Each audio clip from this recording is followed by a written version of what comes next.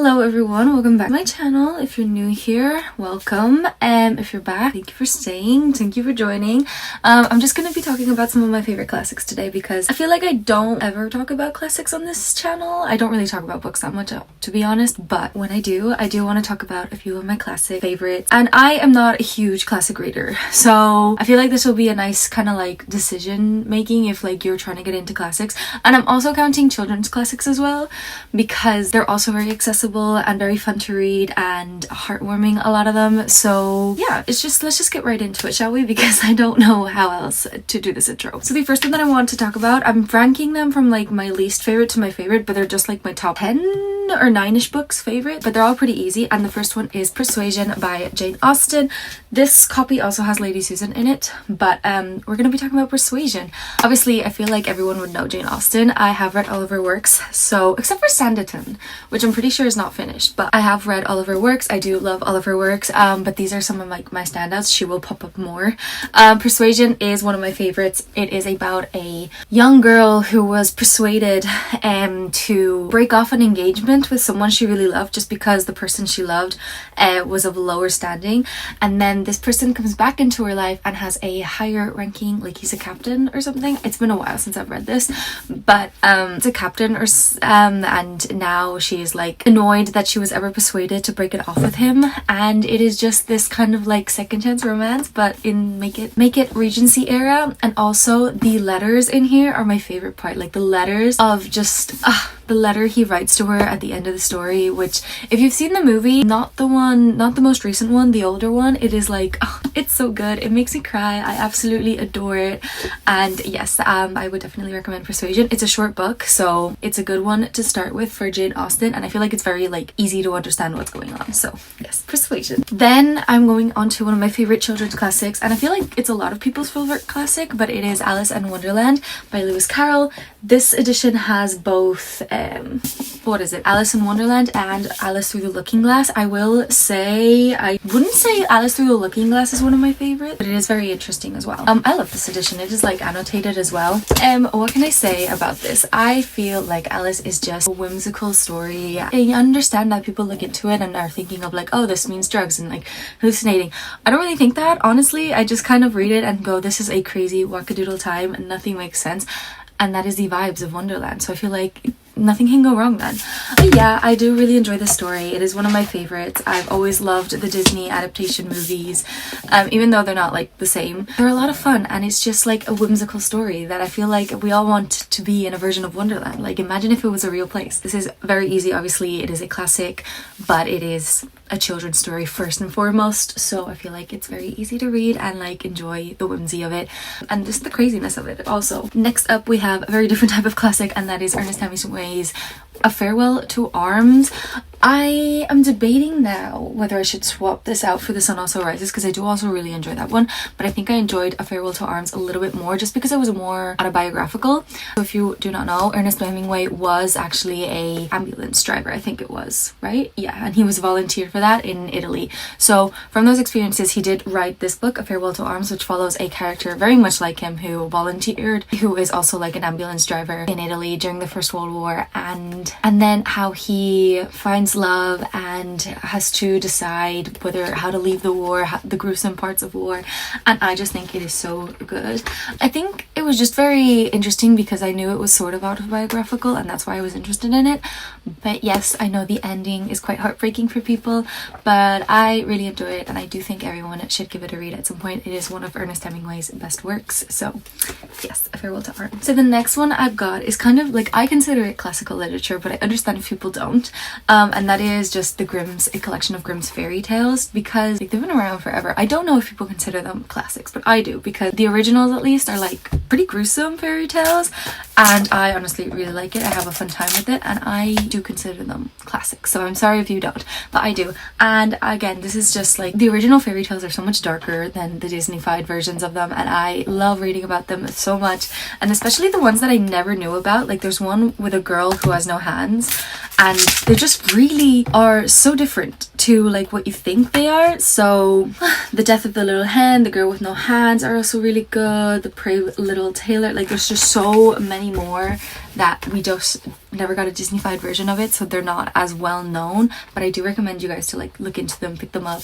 I love this edition, by the way, like it's so cool. Like see here, it's mirror mirror here I stand, who is she, who is the fairest in the land. So I really like this edition as well, and it is just such a beautiful kind of like, all the stories are so different to what you would expect them to be, and I just really enjoy them. Honestly, I'm a sucker for fairy tales, always have been. I have so many collections of them, but Grimm's are always my favorite just because they're just so much darker than like, for example, Christine Andersen's, which are also like a little bit darker than what you imagine, but they're still pretty much folk fairy tales. But this one is just so much gruesome and shows very dark aspects of humans. So anyway, really enjoy it. Also another classic that I feel like everyone will say that it is a classic, and that is The Little Prince. I read this quite recently, like 2 years ago I think.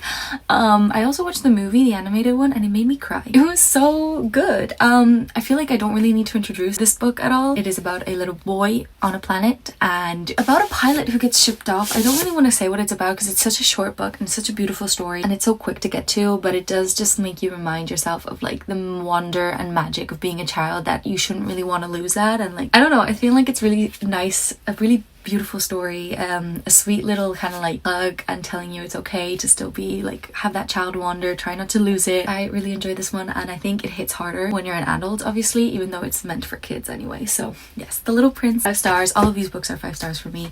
And so the next is actually a Bronte sister work, but it is not one of the famous one. It is Anne Bronte, and that is The Tenant of Wildfell Hall. I deeply enjoy this book. I feel like she is slept on, the poor woman, even though she is also a Bronte sister, and I prefer her work over a lot of the other Bronte sisters works, and that's why she's on this list. And I feel like more people need to read it, because if you give her a chance you will think that she's the better writer, or like her stories are just so much nicer. Like, I don't know how to explain it, they're so good. Anyway, in this one it is written as like letters, and we follow a woman who has become a tenant in Wildfell Hall, and she comes with a child, and at this point in time it is very odd, and like she is being like told that she shouldn't be alone without a child, or like she shouldn't be widowed, and it's just a lot of the sexism that she faces, and like all the gossip that she has to hear all the time, and how she rises above that, and how she gets to tell her story throughout these letters. And it's just such a good book, and I really recommend it to people. Like, it is so much better, and I think Anne Bronte overall, her works are always my favorite. I've read all of the Bronte works, and this one, at least their novels, and this one is always one of my favorites, if not my second favorite, because a Bronte does appear later on. But I do really enjoy this one so much, and I think I feel bad that no one really like reads her books as much, and that this amazing gem of a book, no one reads it that much. So I do recommend it. I really think it is the most feminist out of all of the works. Like, it is also gothic and dark and all that kind of stuff, but it also has just a very different perspective on women at that time of age, and I just really enjoy it. So yes, The Tenant of Wildfell Hall, please read it. I feel like Anne needs more love out there. The next top 3 are my favorite classics, and I'm sorry, I don't care that I repeat authors. I don't care enough. I have not read enough classics to like have multiple from different, like have top 10 from different authors, but I do have my top 10. So anyway, the next book, which I also really recommend if you're getting into Jane Austen, is Northanger Abbey. Honestly, I did watch the movie first, so I feel like the characters in my head are from the movie, which made it all better. And this is a short one of hers, so like I feel like everyone can also read it as well, but this is one of my first books that I read by Jane Austen, if not the second, and I adored it so much. Northanger Abbey, what can I tell you about? We are following Catherine, and she is this young woman who is very easily influenced by other people and like wanting to come into society and everything. So she is having her first, I think it's her first time like going into society. I think she's going either to London or Bath, one of the two. And she is a little bookworm, our little Catherine, and she adores, what is it? Adolfo? The Tales of Adolfo? I don't know what it is, but she's really into like these gothic-y stories. So she would be a fan of the Bronte sisters, let's just say. And she maybe romanticizes it too much, and she wants to be living this kind of gothic fantasy. So she might be making things into her head as she visits this old manor, and she might kind of like go a little bit off the rails, thinking that she's living a gothic novel in her head, when in real life that isn't what's happening. But I feel like it's a really sweet story of like, you can imagine all you want, but like remember what's important, or like try to keep in mind that reality is very different to a fantasy. And I don't know, it's just like, she's so young, she's so naive, and you just kind of want to take care of her, and like she just likes reading and she just likes imagining stuff. So I really enjoy this book. The author, I love this edition, I just got such pretty books. This is kind of making me want to reread it though. Also, the male protagonist in this is like one of my favorite out of all the Jane Austen books. Like, he is patient, he's kind, and he's just my favorite. So no, thank you, Abby. The next is another Bronte work, but it is from Charlotte Bronte, and it is obviously her most famous work, Jane Austen. I adore this. I love the movie. I love everything about this. I do have it tabbed up. It is one of the only classics that I've actually annotated, and like, I annotated it. Like, I really do enjoy this book so much. And I am not someone who likes annotating that much. I just kind of really wanted to do it with this one. So yes, I think I annotated it, and it's in a video that I've done. But anyway, and I love doing this. I love having at least one book that has annotations in it. It's not really my kind of thing, but I really like this book, and I love annotating classics, especially just to kind of like look and see what are the things that I kind of miss, and then I find out later, or I don't know. I feel like love confessions in classic books are also the best. So if you do not know this magical piece of literature, this is Jane Eyre. We meet her when she's young, and we kind of follow her through her life, and she has not had an easy life. Like, she was orphaned very young, she was unfairly treated over and over again, and we find out that she's become, and we kind of follow her properly when she becomes a governor for Mr. Rochester, for his niece or daughter, I can't remember. Yes, and she is in a society that constantly attempts to put her down and limit her ambition. She struggles against bias of gender and class, and against the petty vendettas and malicious intents, all of it to achieve her heart's desire, freedom, dignity, and perhaps even love. So it is another kind of like gothic spooky story where we follow a main female protagonist who is trying to go against the rules of society over and over again. Oh my god, has this been sticking up the whole time? That's not good. Anyway, again, adore this book so much. The romance in this is also one of my favorites, but it's also kind of creepy. We follow her as she becomes a governess, and then she might spark up a romance with Mr. Rochester. I feel like you can't give spoilers for classics, right? Because like, this has been around for so many years. But yeah, she has this romance with Mr. Rochester, but Mr. Rochester might be hiding something kind of odd, kind of creepy.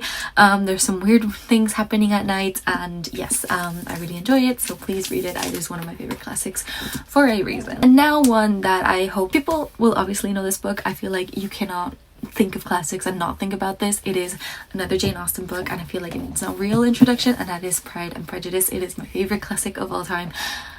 I'm sorry if this is very basic, but like, it's good for a reason. Like, people enjoy it. There's so many movie adaptations of it for a reason. Like, I absolutely adore this book so much. I have seen every single iteration of it. I just enjoy it so much. Oh, look, it's so pretty. This is so pretty. I really enjoy the letters in this as well. I kind of want to just reread it again. Should I just reread all of Jane Austen works? Like, it's been a good 5-ish years, so maybe I could do a vlog on that, because I read them pretty much back to back. And I know someone said don't do that because that's like, they all kind of blend into one, but I honestly thought they were so different to each other. And like, I knew there's quite a few that I'd seen the movies of over and over again, and I just never read the book. But yeah, I feel like this needs no introduction, but basically, if you do not know, we are in the Bennet household, where there are 5 girls, and they are not extremely well off, so we follow them as they're trying to navigate society as being of some class, but not insane class. So they are struggling to find some husbands with fortune so that they're set up for life. And we in particular are following one of the sisters, who is the second oldest, and she is Elizabeth, and she is quite strong-willed. And we also follow Mr. Darcy, who, you know, is just every girl's dream. If you've never picked it up, for fear, please don't. Like, it is so good. You can follow it with an audiobook if you want. Like, it is worth the read. I feel like there's so much, it's so well written, and it is just so enjoyable to read. And yeah, this is me shouting from the screen tops. If you need to pick a classic that you think is overhyped, like, I would say maybe it's overhyped. Like, I don't know if that's the right word to say for like a classic, but if you've heard about it and gone like, yeah, I've seen the movie, it's fine, read the book as well. Like, the letters, the reading of it, it is so good. I just want to reread it again. But yes, the classic, my favorite classic of all time, is definitely Pride and Prejudice by Jane Austen. Please pick it up if you don't, or if you've been like thinking maybe I shouldn't pick this up. pick it up. It is worth the read. But with that, those are my top 10 favorite classics. This is kind of a short video. I wanted to keep it that way. You liked it. Hopefully they're not really not known classics, so but they're quite easy books to read, that if you were thinking, oh, maybe it's too hard to read because it's a classic, don't feel that way. Like, they're all very, very easily accessible. I'm someone who does like easy accessible reads. But yeah, hopefully you enjoyed, and I will see you guys in the next one.